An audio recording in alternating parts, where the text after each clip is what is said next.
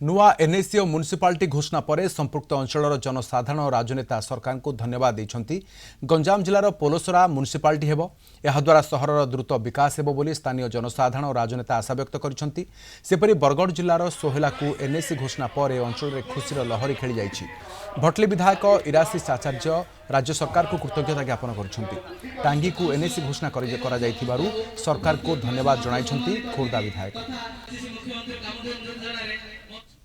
खुशी अच्छु एथिपाई जो अनेक दिनर आशा आकांक्षा पोलोसरावासी ताकू आज आमर प्रिय मुख्यमंत्री पूरण करिसेंती।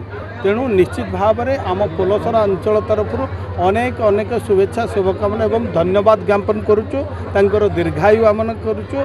जो भली भाव में आज 7टा एनएसी ओडिशा रे डिक्लेयर करला। आज पोलोसरा एनएसी म्युनिसिपालिटी घोषणा होती। तेणु आम समस्ते बहुत खुशी अच्छु। आम सहरवासी भी खुशी अच्छा।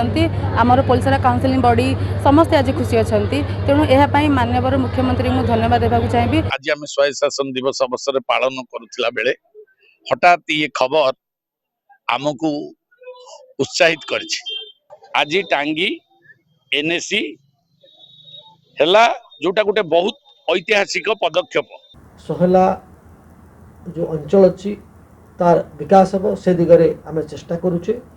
एवं आपण देखिबे जे ए सरकार जहाँ कहती ताहा करके देखांती। सही क्रम रे आज सोहेला एनएसी मान्यता पाइछि एवं आगामी दिन रे ए लोक माने विकास पथरे शामिल हेबे।